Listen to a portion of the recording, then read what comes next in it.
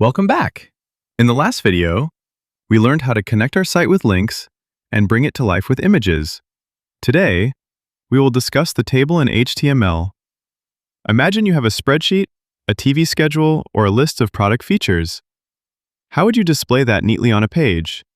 The answer is an HTML table tag.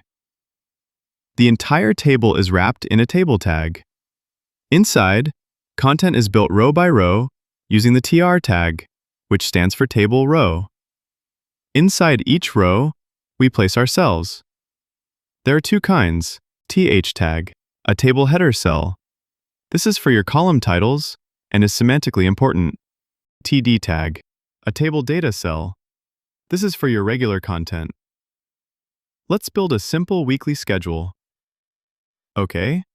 First tag is table. Inside it, tr tag for table row. And to define column title, we will use th tag. Now, let's create other rows and inside it the data cells using td tag.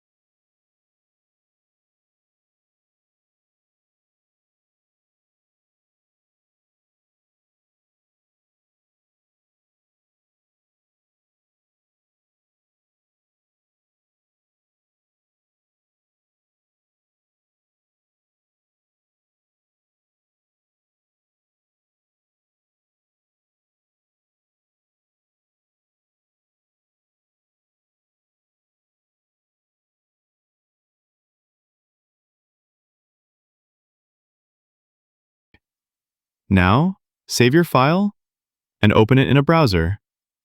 And this is our table. You're probably thinking, that doesn't look like a table. And you're right. By default, there are no borders.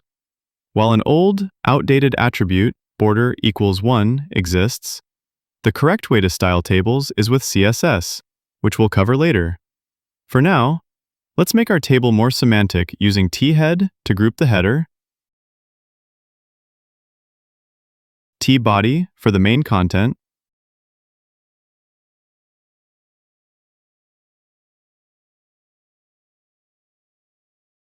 and caption for a title.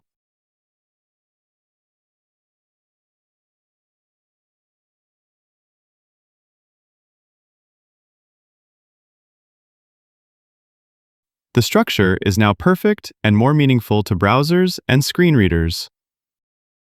Time to practice.